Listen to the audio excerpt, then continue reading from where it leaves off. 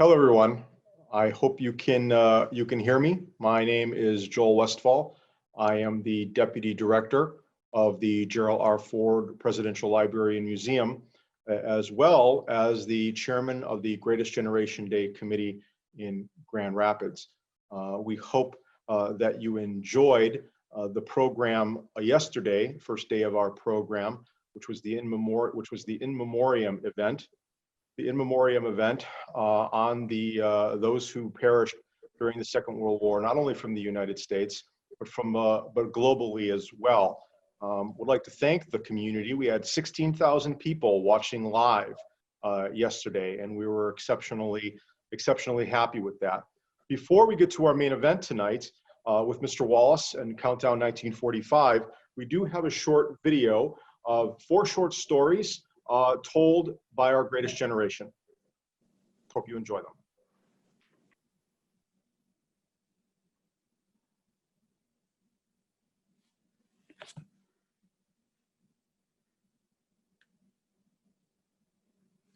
And we went to our tents and everybody running around the camp, and somebody was hollering that Japan attacked Pearl Harbor.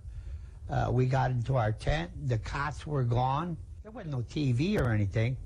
Everything we heard was over the radio. And then when President Roosevelt got on, and next day, and he declared war on Japan, we knew we weren't going to go to Europe. But then again, we didn't know where we were going.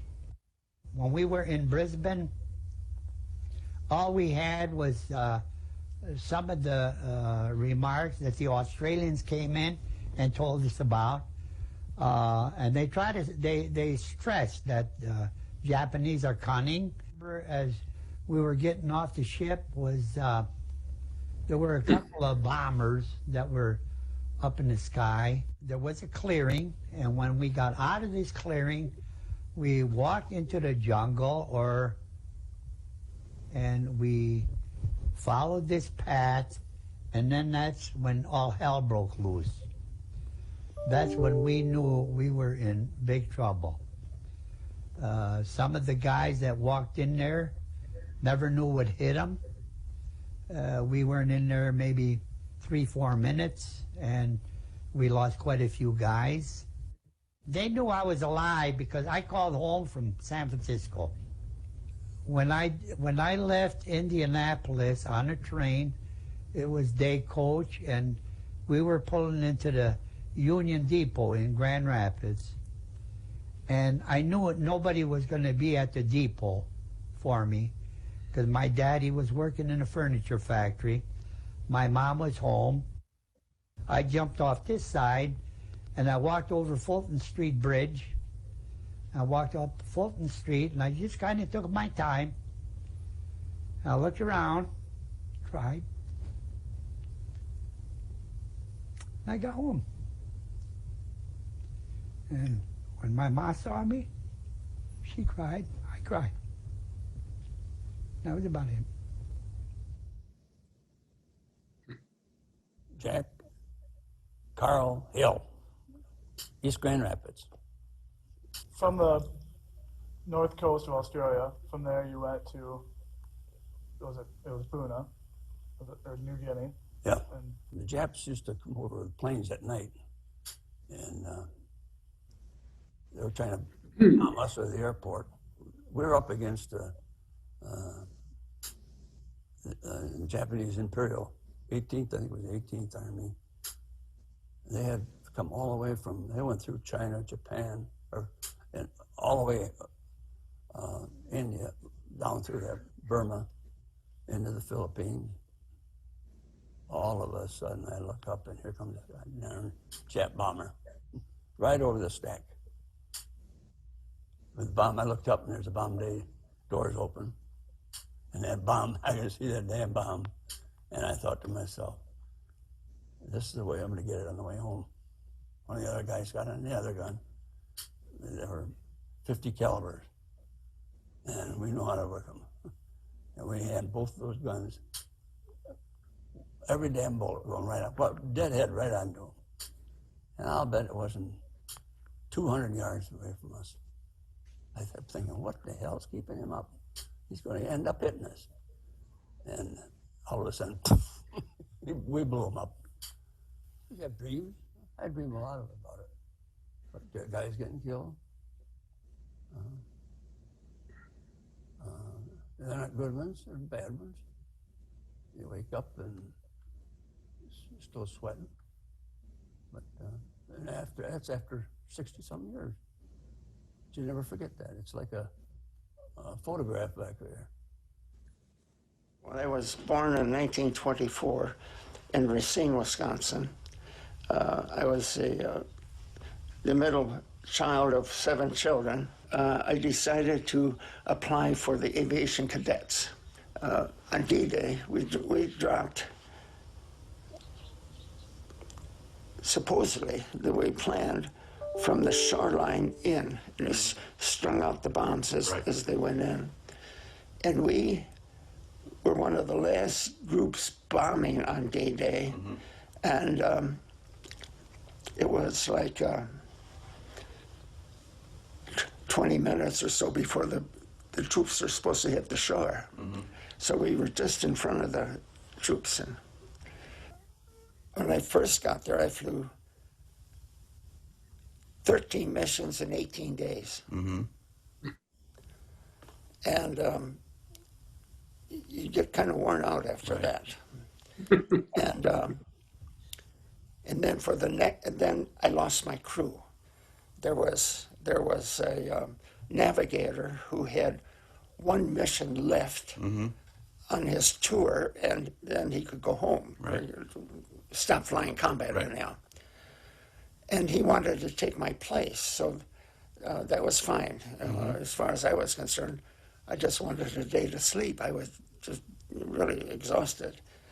And so he took my place, and there was 1 plane that didn't come back that day, and that was my plane that I was supposed to be on. My hands up in the air like this, and the gun in back of me with him,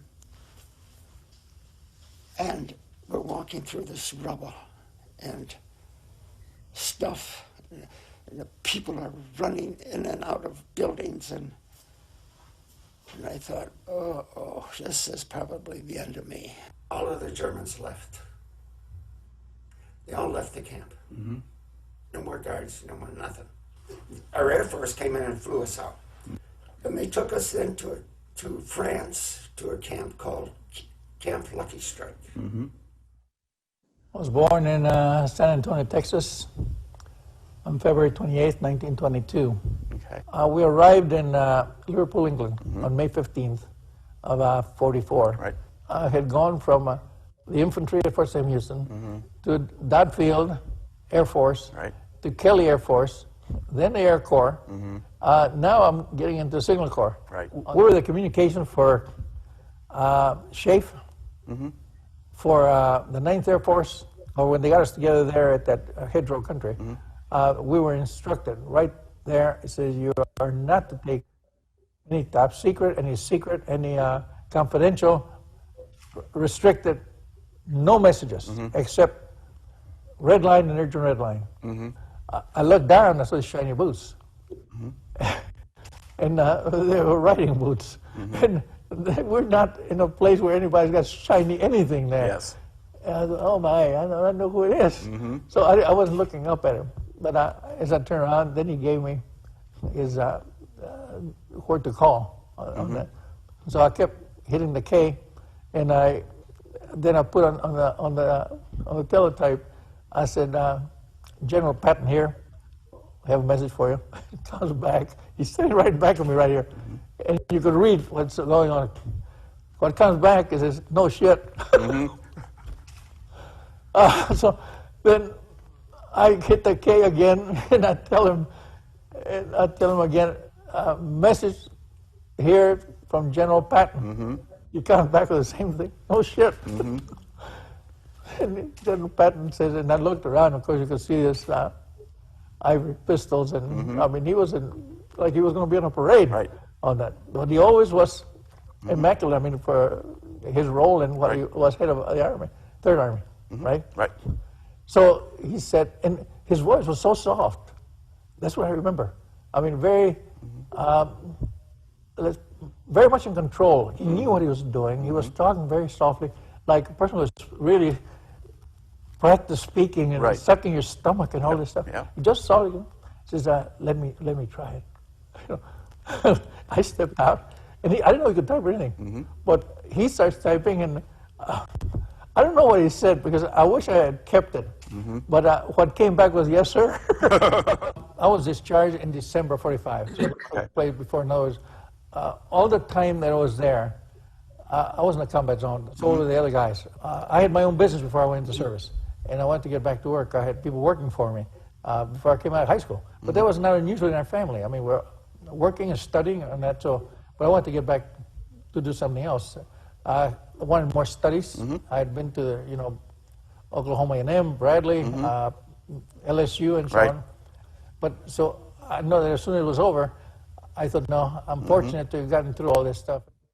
Born in Saginaw, Michigan, and I'm a first-generation American, a son of Russian immigrants, and it was SS Santa Rosa was the ship that we went on, and it was, in the peacetime, it was a passenger freight ship between South America and Newport News. Well, we landed at Naples, Italy. I had 14 missions, and of those 14 missions, I had 3 doubles. Any mission to Germany, you got credit for two missions. And I looked down and I see some movement down there, down below the tree. There's a Hungarian soldier down there, and he raised up his gun and he took a shot at me. And anyway, I gave up. The next day, they put us on a bus and they took us to the Budapest prison. And we went into the prison and we were all put in solitary confinement. And I was in there for 5 days. It was December. The Russians made a big drive into Germany, into Silesia, is where they started. Anyway, they start working up to Pomerania, which is where we were. Right. The commandant comes in with this Green Hornet who speaks English, and he says, "Get ready we've got orders to evacuate the camp." So anyway, we got near America, and I see this bellboy, and it's all fog. Bellboy going back and forth. I thought, boy, we're near America, but we got to go so slow because of the fog. It's going to be hours before we get there. And anyway, I went downstairs, and a little while later, Red was one of my partners there. He comes down, he says, "Al, quick, come up on deck." I get up on deck, and here we're in New York Harbor. I can see Statue of Liberty over here, Ellis Island over here, Brooklyn over here, and there's a big sign on Brooklyn that says, "Welcome home, well done." And then there was a ship all full of girls with a band. And I'll tell you, I cry anytime I talk about this. Anyway, that was our greeting in New York. Wow. It was great.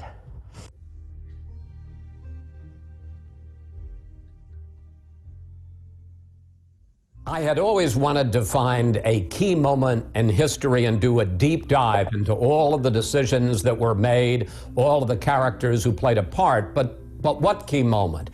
In early 2019, Nancy Pelosi, the Speaker of the House, invited several reporters over for a briefing in her hideaway, and she said, "This is the room where Harry Truman got a call on April 12, 1945, telling him to come right to the White House."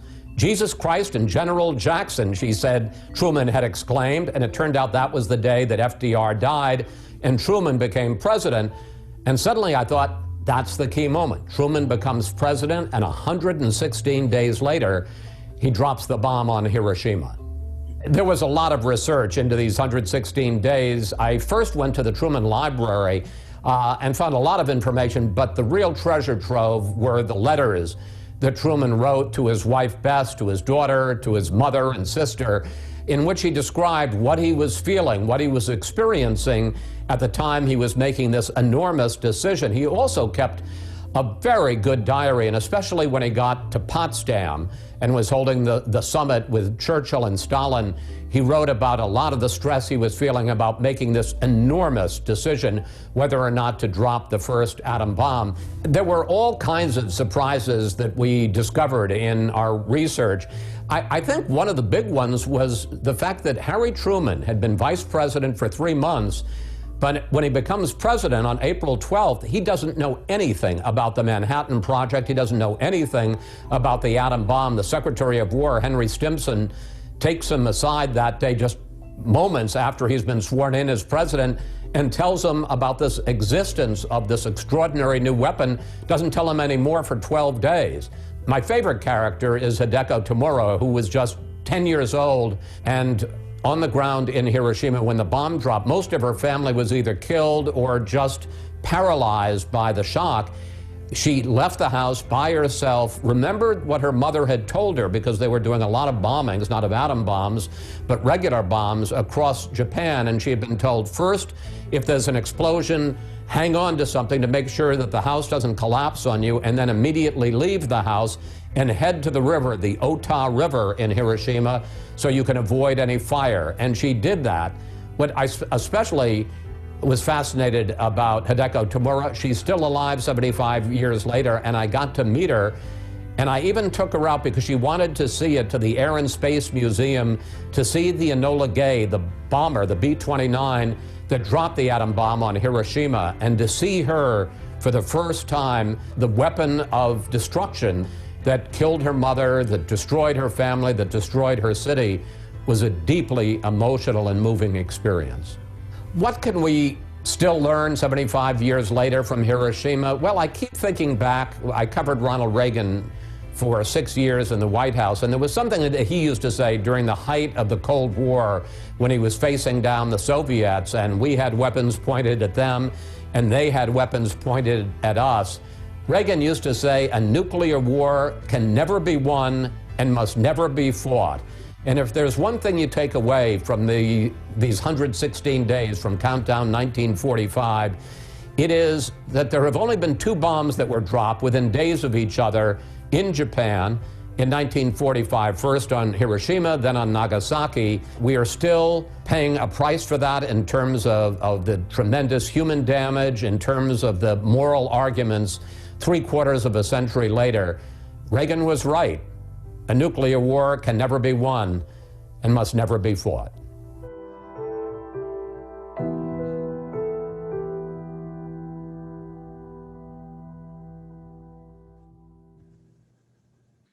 Good evening. I'm Gleaves Whitney, Executive Director of the Gerald R. Ford Presidential Foundation. And it's a delight to have the opportunity to welcome Chris to our Greatest Generation viewing audience. I emphasize the word welcome because Chris Wallace needs no introduction. If you were paying attention to your news feed this afternoon, you learned, as did I, that the Fox News Sunday anchor has been selected to moderate the first presidential debate between President Trump and former Vice President Joe Biden on September 29th in Cleveland. It's a well-deserved honor. Chris Wallace is arguably America's top television journalist because of his tough reporting and his no-nonsense interviews. Irrespective of an individual's party, performance, or personality, he plays no favorites. He fulfills the journalist's duty to stand in for us and put the tough questions to our representatives when we, the people, cannot. Add to these accolades Chris's ability to write a first-rate historical work with a journalist's eye for the telling detail, as well as his perfect pacing in a world with a short attention span. I hope you've had the opportunity at least to start reading his #1 bestseller called Countdown 1945, to which he just referred, a taut nonfiction thriller about some of the most important months in U.S. history. It has garnered high praise from high places. In the New York Times book review, for example, Jay Winnick writes, quote, "It's a superb, masterly book that reads like a riveting novel as Wallace reveals the machinations and internal debates among the scientific community to devise a workable atomic bomb as quickly as possible. But Countdown 1945 is also a profound story of decision-making at the highest levels and of pathos," close quote. Friends, Americans, countrymen, lend your ears to Chris Wallace. Wow, I think I should quit here. It's only downhill from here. Thank you for that lovely introduction. I'm so honored to be part of Greatest Generation Day as part of the Ford Library. You know, it has become a cliche ever since Tom Brokaw wrote his wonderful book about the Greatest Generation. But I have to say that as I delved into the story of 1945, my admiration for this generation, the sacrifice that they made, and it wasn't just the men on the front lines, it was the women at home, it was the women who were part of the Manhattan Project, because there were a number of scientists who were women. It was, you know, it's interesting. People have said, what was the most fun of writing this book, or what was the pleasure of writing this book? And I think it was that to take time off of being on the front lines of covering Donald Trump and American politics today, to go back to 1945, a time when there wasn't polarization, when you could have the Manhattan Project, 125,000 people working on it in cities across America, from Oak Ridge, Tennessee, to Los Alamos, New Mexico, to Hanford, Washington, of course, Washington, D.C., Wendover, Utah, and not a single detail, not a single word of the Manhattan Project ever leaked. And I think today, if you had a secret project to develop a new apple pie recipe, within 2 days on social media, somebody would come out and say, you know, I'm the whistleblower and this is outrageous. And I think the thing that distinguishes that generation and that period in America's history is the fact that we were all in it together. Everybody just wanted to do their part to defeat the enemy and win the war. And whether they were on the front lines, whether they were here on the home front, everybody was willing to sacrifice whatever they had to for the better part of 4 years to do just that, to win the war. Just a little bit of background, and then I'd be happy to answer your questions. As I said in that little clip that ran, I'd always wanted to do a deep dive into a pivotal moment in history. And by that, what I mean is that you know, so much of history is written, well, we know what happened, here's why it happened or how it happened. But, you know, it always strikes me that the people who are living through that history don't know what's going to happen. And they have to face these terrible situations. They have to make these enormously consequential decisions without knowing what's on the other side.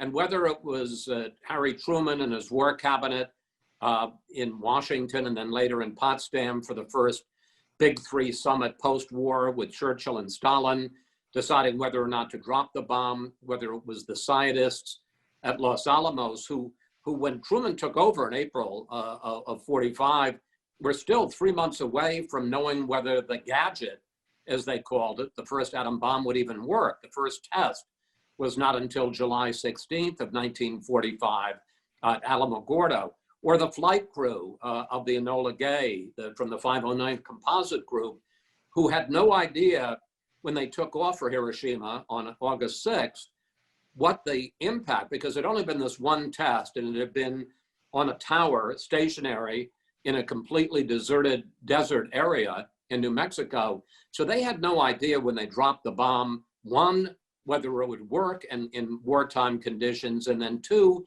if it did work, whether the aftershocks of the explosion would knock them right out of the sky.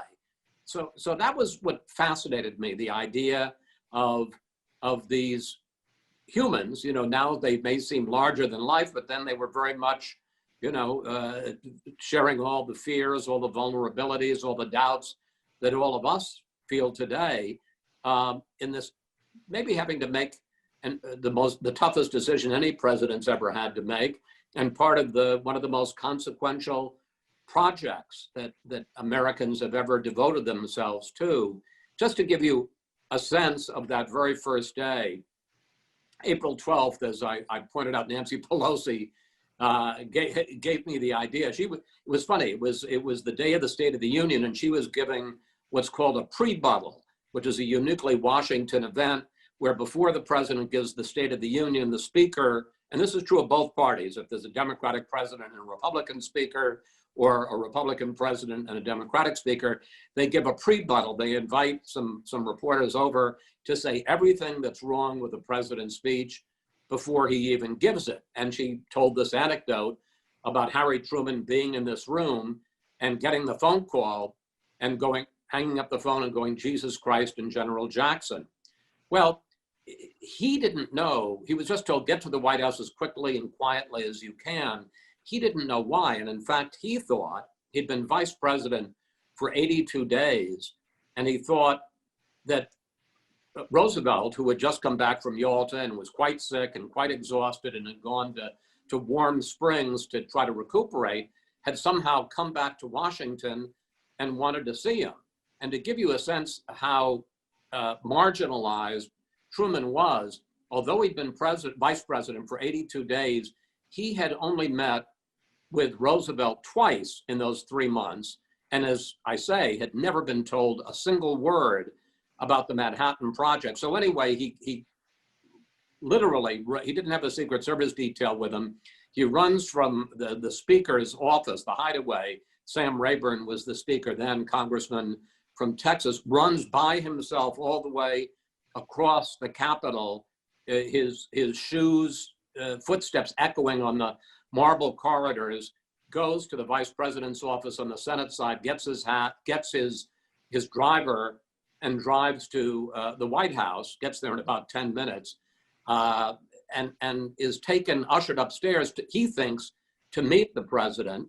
But when he gets there, Eleanor Roosevelt, the first lady, is dressed in black, and she says, Harry, the president is dead. And Truman says, Mrs. Roosevelt, is there anything I can do for you? And she says, Harry, is there anything we can do for you? Because you're the one in trouble now. So very quickly, they have to swear him in as the new president. And the place is deserted because the president is down in Warm Springs, they think. So they have to get whoever the cabinet members are there in Washington to get to the White House. They have to summon the Chief Justice of the United States, Harlan Stone, to swear him in. They had to find a Bible, and for some reason they had trouble locating a Bible in the Roosevelt White House until they found a Gideon Bible in the desk of the chief usher on the first floor of the White House, and he had to call his wife, his beloved wife, Bess, and their 21-year-old daughter, Margaret, and they come to the White House, and they have a swearing in. And just to give you a sense, and these were why it was so fascinating to dig in and write it as a novel, although it's all very carefully researched and all completely true, is because there are all these wonderful details. So, for instance, the Chief Justice begins to give him the oath, and he says, do you, Harry, ship Truman? I guess he'd done some research and saw that it was Harry S. Truman and thought that the S stood for his father's family name, Ship. But in fact, as I'm sure many of you know, the S stood for nothing. And so as he said, do you, Harry, ship Truman? He corrected him and said, I, Harry S. Truman. And then they did the entire oath, and suddenly Stone realizes that while Truman had held the Bible in his left hand, he had put his right hand on top of the Bible. So he hadn't put his right hand up to take the oath. So they have to give him the oath a second time, like Barack Obama. He had to get 2 oaths. I don't know if any other presidents did. He then talks to his cabinet, tells them he wants them all to stay on to pursue the agenda that Franklin Roosevelt had put them all in to pursue.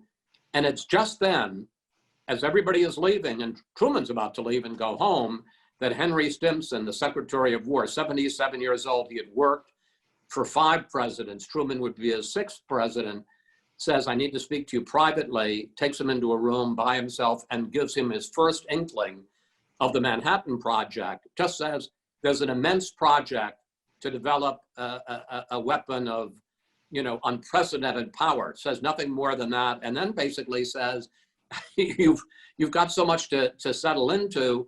I'll come back when you've had a little time to acclimate, and I'll tell you about it. In fact, he doesn't tell him for 13 days until April 25th. But I don't think Truman was beating down a door to find out about this project, because he's suddenly this very marginalized vice president is the president in the middle of the war. The war in Europe is still going on, and the war in Japan and the Pacific is in full fury.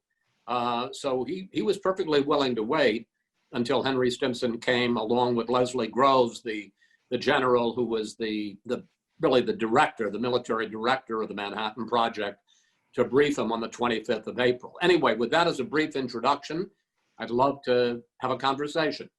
Thank you very much, Mr. Wallace. I appreciate that. First of all, I want to let everybody know, if you have a question for Mr. Wallace, please make sure you type that in. We'll go to the questions in a little while. I have some prepared questions first. Joel, can I interrupt Yes. for 1 second? Yes, sir. Please stop calling me Mr. Wallace. I'm Chris. Okay. Chris, you got it. Okay. So if you have questions for Chris, please put them in. We'll take a look at those, and we'll do some of those later on.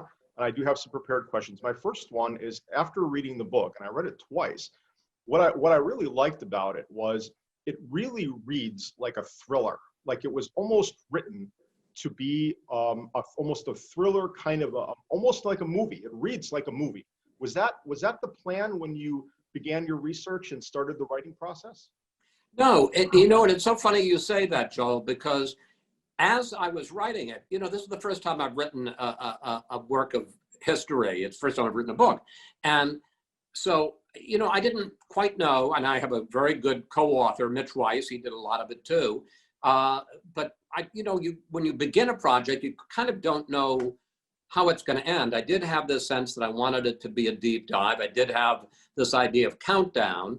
And what happens, for those who haven't read the book, is not every day, but we count down the key moments in those 116 days from when Truman becomes president till the bomb is dropped on Hiroshima, although obviously everything doesn't happen in those 116 days, and you have to, as you know, almost like flashbacks in a movie, you have to go back and tell, well, how did Truman get there? Well, how did the Manhattan Project start? How did Robert Oppenheimer end up as a scientific director at Los Alamos? But as I was telling the story, in this countdown of the key moments in the 116 days, it kind of took on a life of its own. And I will say, and I'm delighted that you felt that way, as it was going on, I thought, my gosh, this is, and it's all true, every word of it, but it felt to me like the screenplay for a movie or a limited TV series. And I will tell you that I think it's going to be made into a limited series, as a matter of fact. Very good Hollywood director is interested in it.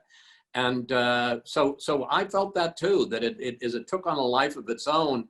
And there are so many wonderful details that as you begin the story, all I knew in the beginning was I wanted to do what the process was and the subject, but I didn't know until I'd done the research what the stories were. And there's so many things in the book, as you know, Joel, having read it, that if you were a Hollywood screenwriter, you wouldn't make up, like the fact that Harry Truman sworn in as president and doesn't know about the Manhattan Project. And after he's sworn in, the grizzled old 77-year-old Secretary of War comes in and tells him about it. I mean, these are things you'd think, well, that's over the top. That would never happen. It happened.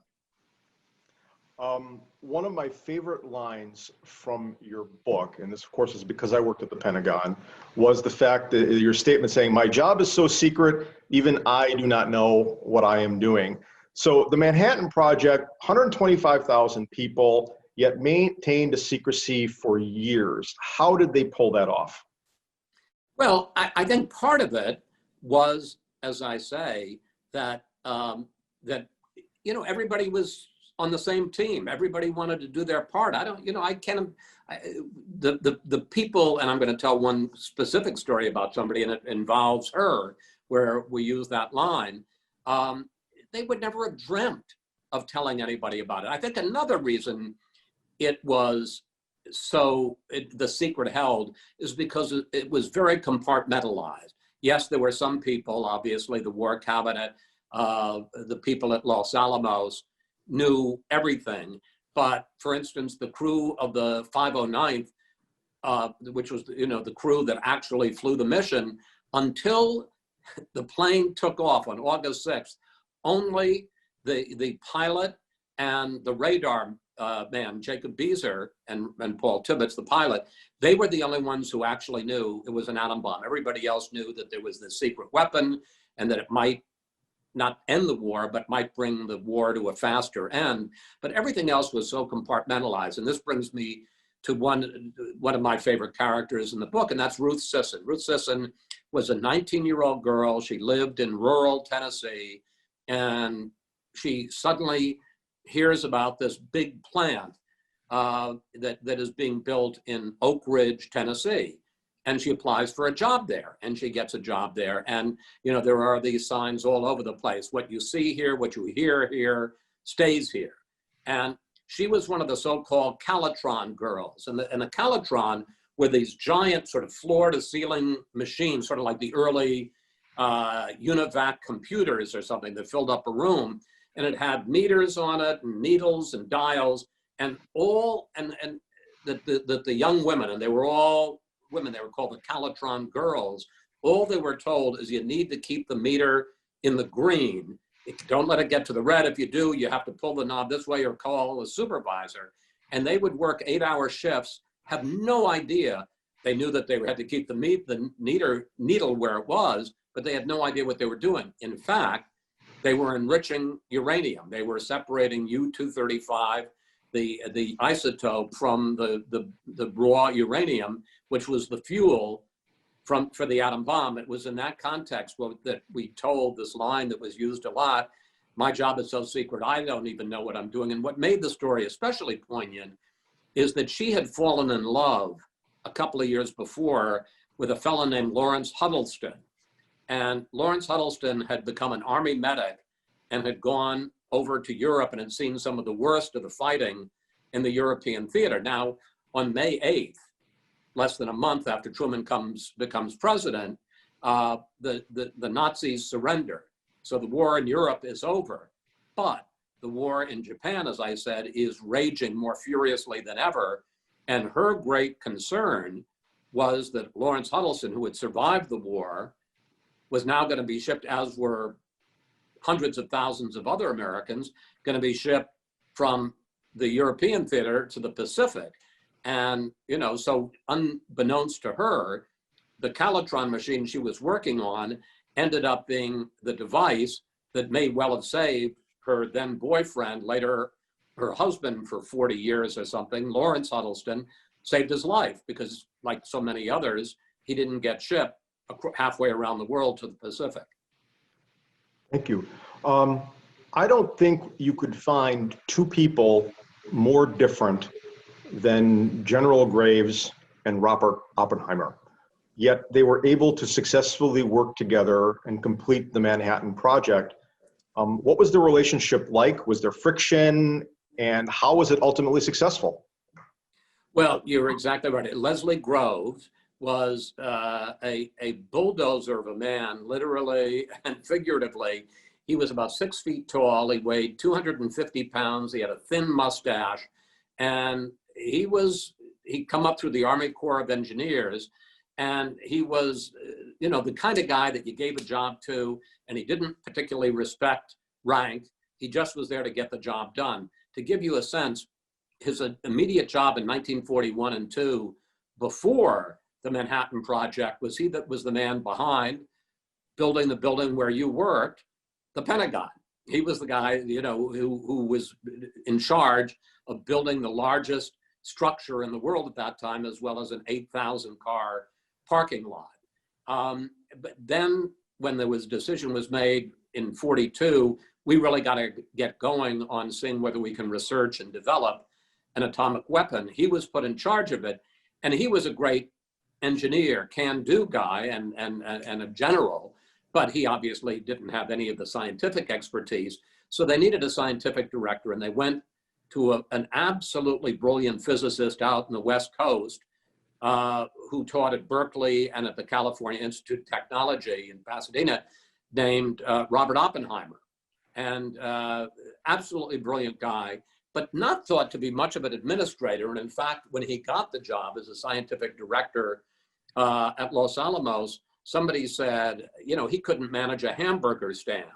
But as sometimes you don't know whether the event, you know, summons the man to greatness, or the man has it in him already. He became a great administrator. They had 8,000 people in a very, very high security, barbed wire, you know, multiple fences area of Los Alamos, including, I think there was a half dozen Nobel Prize laureates, and he made it work. And one of the interesting things that they had to do was, not only did he keep them going, but he was kind of the shock absorber between Groves and the scientists, because Groves was constantly pushing, we got to meet this deadline. And of course, science doesn't always meet a deadline. But Groves didn't care because he had a war to win. So Oppenheimer was the guy who took a lot of the heaviest blows from Groves and shielded his, you know, his scientists, who Groves considered a bunch of prima donnas, from you know, the full furnace blast of Groves' personality. And in fact, in the book, we have a letter that FDR, I think it's in 43, 44, writes to Oppenheimer, basically thanking him for keeping the train on the track and, you know, negotiating between the military demands and the realities of scientific discovery. Thank you. So the question, whether it was right to drop the bombs at all, is, I think it's just a question that's been asked quite a bit over the last few decades. So I'm going to ask it kind of from a little bit of a different perspective. So we know that, for example, half the population, civilian population of Okinawa died during the invasion of Okinawa. And also we know that had Operation Downfall been exercised in late 1945, you know, there are estimates that combined with Operation Coronet and Operation Olympic, that we're talking perhaps 300,000 Americans. Some people said more. But also there was the belief that perhaps 1 million to 2 million Japanese would have died in any invasion. So my question is this, is we know that Truman thought about the American casualties and saving them. Did he ever think about saving the Japanese lives and what it would cost the Japanese if in a land invasion?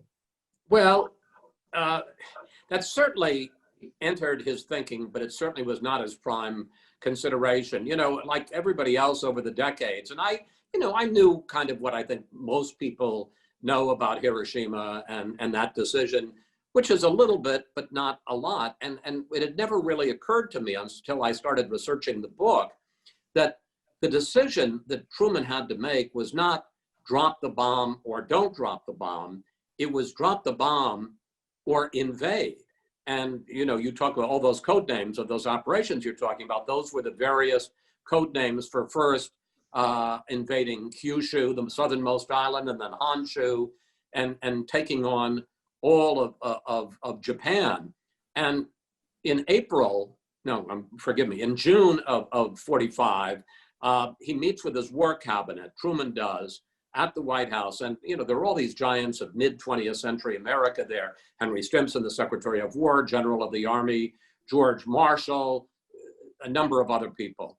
And Marshall has the projection at that point for what it's going to take. And he says, it's going to take, this number sticks in my head because I don't quite understand, this was the number, I don't quite understand how he came to such a precise number. Marshall said it would take 766,700 troops. That's exactly how many troops he said he was going to need. And the projection was exactly as you say, it was going to be 1 million Japanese casualties, anywhere from 250,000 to 500,000 American casualties. And the war, now remember, we're now in June of 45. The bomb is dropped in August of 45. The projection was the war would go on, if you did an invasion, was going to go on till November of 46. So we're talking about another year and a half of warfare was the best estimate how long it would take, because the Japanese, you talk about Okinawa, the projection had been that it would take less than a week to subjugate Okinawa. It took 3 months, and they killed 100,000 Japanese soldiers, and not a single Japanese soldier surrendered. So many of them committed suicide rather than to surrender. So there was no give in the Japanese. And in terms of his calculation, you know, all I know is what he wrote to his family, and especially what he wrote in his diary. And once he knew that the bomb worked, which he found out when they had the test on July 16th, and he's in Potsdam, he writes in his diary, "I think the flower of American youth is worth a couple of Jap cities." That's what he wrote. And so, you know, I'm sure that he certainly understood that it was going to be horrific for the Japanese. Listen, we had had firebombing, conventional firebombings by General LeMay of Tokyo that had killed 100,000 people in a single night. So he certainly knew that it was going to be a bloodbath for the Japanese. But, you know, to the degree that that was a real consideration, I don't see any indication of it in his contemporaneous diaries or letters. What he was very concerned about was saving American lives. And, you know, people have asked me about this, and I don't weigh in the book about whether or not it was the right thing to do or the wrong thing to do. I basically think that he had no other choice as a practical matter. Although, interestingly enough, on July 20th, he has lunch with Supreme Commander Dwight Eisenhower and Omar Bradley at Potsdam. And Eisenhower says, and continued to say for the rest of his life, he wouldn't have dropped the bomb. But I will say that I don't see how Truman had any other choice, because think if he had not decided not to drop the bomb, and he goes ahead and ships Lawrence Huddleston and all those other Americans over and to the Pacific, and they get involved in this huge bloodbath, and, you know, tens of thousands, hundreds of thousands of Americans die, and it goes on for a year. And at some point, people discover, well, he had a secret weapon that could have ended the war like that. How could any president, you know, stand that judgment? I don't understand. I just don't see how anybody could have said, well, I just decided I didn't want to do it. My last question will, and then we'll go to the Q&A.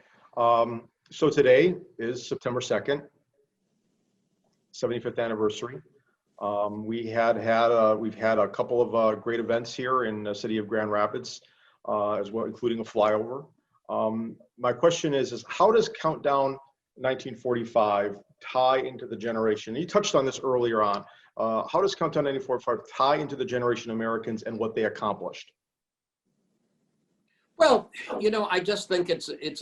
I hope if people read it that it will take them back in time to a very different America, an America where sacrifice, country, victory, pulling together all came first, and considerations of self or party or ideology just, you know, weren't part of anybody's reasoning, of anybody's calculation. You know, and writing the book, researching it, writing it, talking about it to folks, I come away with the conclusion, boy, could we use some of those same qualities today. That sense of unity, of the country pulling together.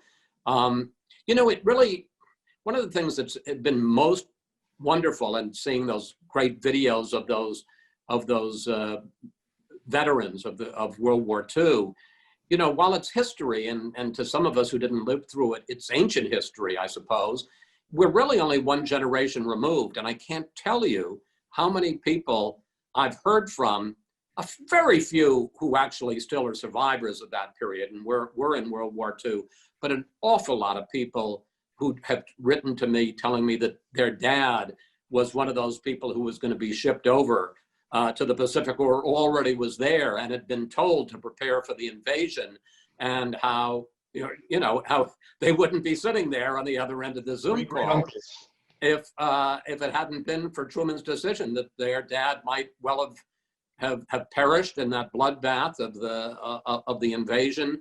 So we're only one generation removed from this, and boy, if there's anything that should make you feel gratitude to the generation and honor, whether you agree with it or not, to the decision that Harry Truman made, because it affects people like yourself, your existence, I think it's this story.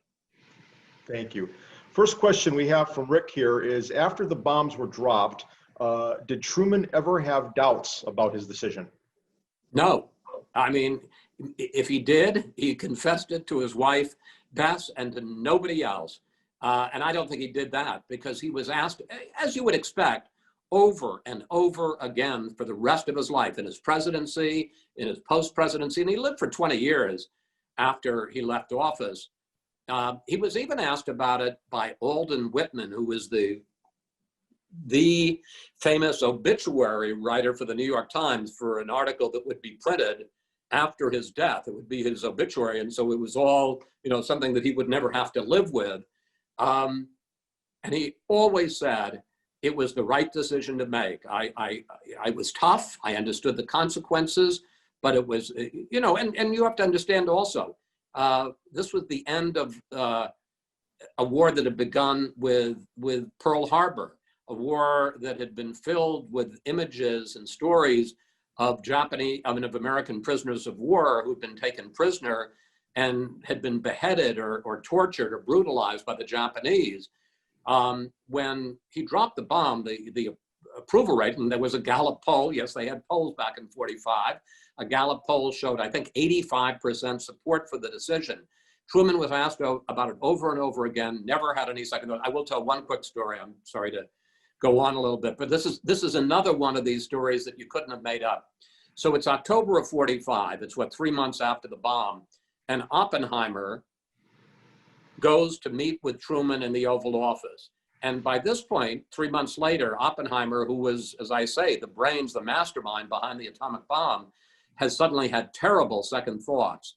And he goes in to meet with Truman, and he says, "Mr. President, I feel that I have blood on my hands." And Truman says, "Dr. Oppenheimer, I'm the one who gave the order. Don't worry about it. I have blood on my hands." And he gets Oppenheimer out of there as quickly as he can. And then he says to one of his aides, "And I never want to see that son of a bitch in this office ever again." So that's so much for Truman and his second thoughts. So we know that Truman didn't have second thoughts. And this next question comes from Andy, is that, did Bess Truman ever express her thoughts on her husband dropping the bomb, or any member of the family? I don't know. That's a very good question, Andy. Now make me feel like a dope.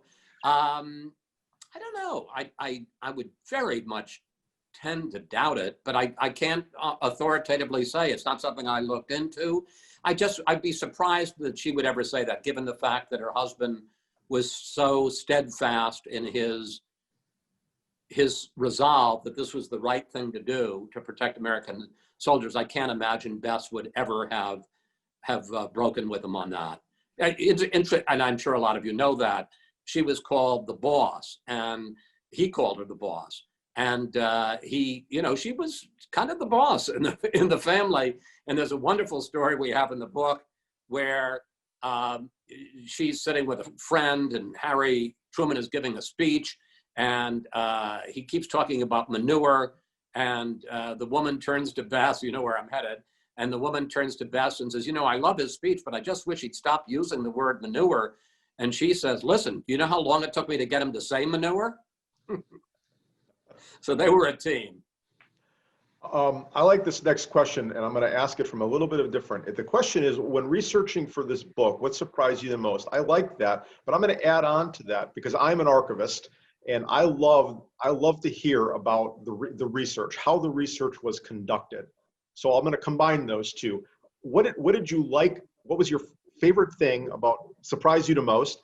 And then how did you like the research? We know what got you involved in it was Pelosi, but what was the research and development like, working with the archivists?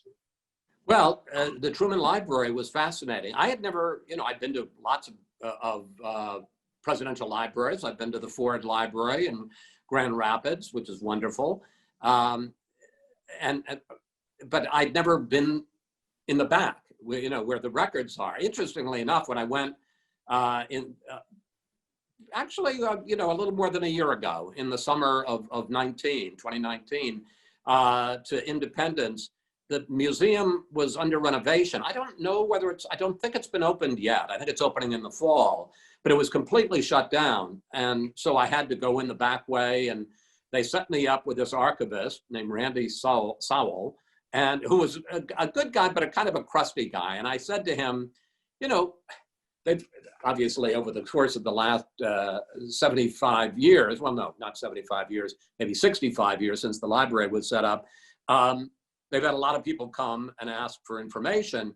And, I wasn't, as you're not quite sure what it is you want, but I knew the thing that I was really looking for was stuff that would take me, because, there've been a lot of great histories written about Truman, so I knew a lot of that stuff. But I wanted something about sort of the inner conversation, what was going through his mind, what was going through the letters, what was in the diary. And the letters, he was somewhat circumspect, because he obviously couldn't, in letters that he was writing before the bomb dropped, he couldn't write top secret classified information to his wife or daughter or mother or sister back in Grandview, Missouri. But in his diary, which he took with him, he could write anything and he did write very detailed stuff. And I don't know whether it was hazing or what, but I finished the first day. As I say, I'd never done this. And I went back to my motel, which was a pretty crummy motel, I gotta say, in Independence. I'm not especially happy. And I had nothing. And I thought, well, I hope this isn't gonna be just a complete waste of time. And I got there the next day, and Randy said, well, maybe you'll find this interesting.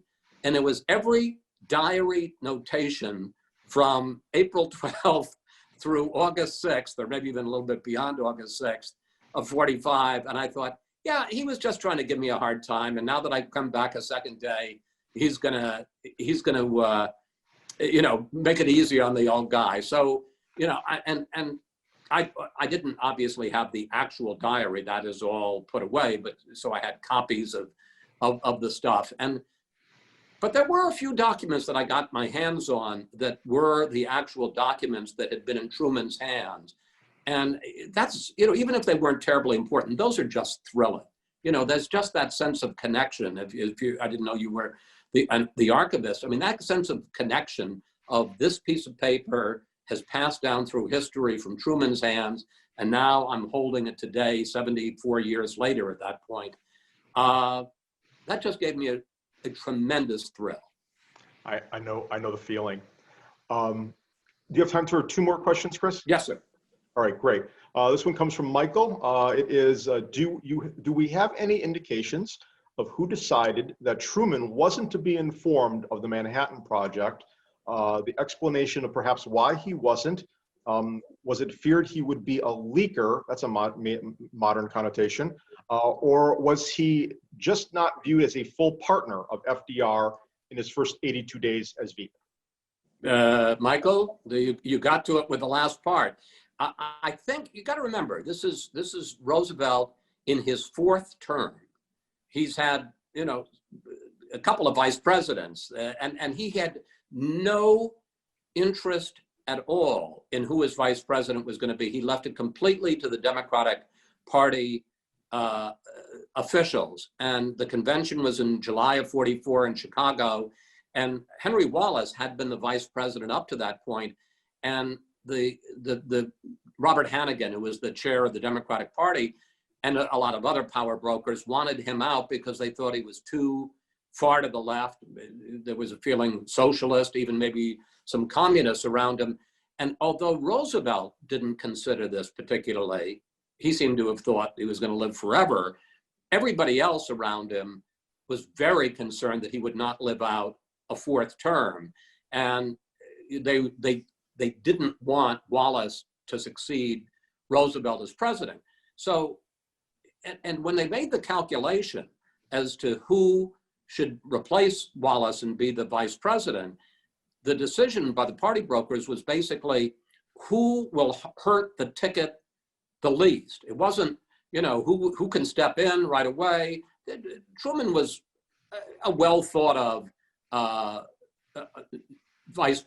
senator, but well down the list. I mean, he was, you know, he was not a serious person. I mean, Jimmy Burns, senator who had then been appointed to the Supreme Court, who Roosevelt had taken off the court, convinced him to leave the court and to run the Office of War Mobilization, a much more serious contender. And in fact, Truman had gone to Chicago because he was going to deliver the nominating speech for Jimmy Burns.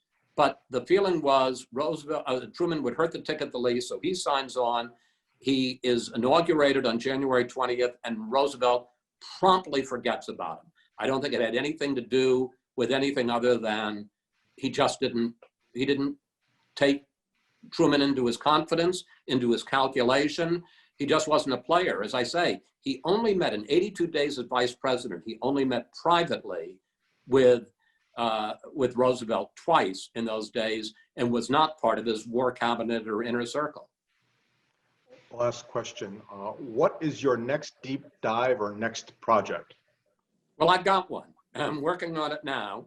I'm going to take the month off from the project. I'm not going to tell you what it is, but I've started on it, and I think it'll be a worthy successor and very dramatic. I say I'm going to take the next month off because, as was pointed out at the beginning, I have just today gotten the assignment to moderate the first presidential debate. So I think between now and Tuesday, September 29th in Cleveland, Ohio, I'm going to be a little busy. Well, I will say this, Chris, on behalf of the National Archives and Records Administration, the Gerald R. Ford Presidential Library and Museum, I thank you. This was fantastic. Again, I really, really enjoyed the book. I really can't wait for the movie. And I will only say this a little bit more about the book. And if they do turn it into a movie, I hope they turn it into a movie that is just as good, as The Day After, because that a lot of people view that was the movie that changed Ronald Reagan's mind on nuclear weapons. And if they can turn this book into something like that, I think that would be great going forward for humanity. I would be very happy to have something that is serious and historically accurate. And, you know, while I've been given a consultant's role, I'll be able to read a script and say, well, that's crazy. You know, Harry Truman, did not play the trumpet. He played the piano. In the end, the director decides what the director said, but I'm sure it'll be a serious project. I want to thank all you guys. And I also want to say to people in Grand Rapids who are logged on, I think my father's first job in radio after he graduated from the University of Michigan in 1939 was in radio in Grand Rapids. So I feel a connection. Thank you, Chris. Thank you very much again for doing this. This was a great talk about a great book. Thank you. Thank you, Joel. My pleasure. Thank you. Bye, everybody.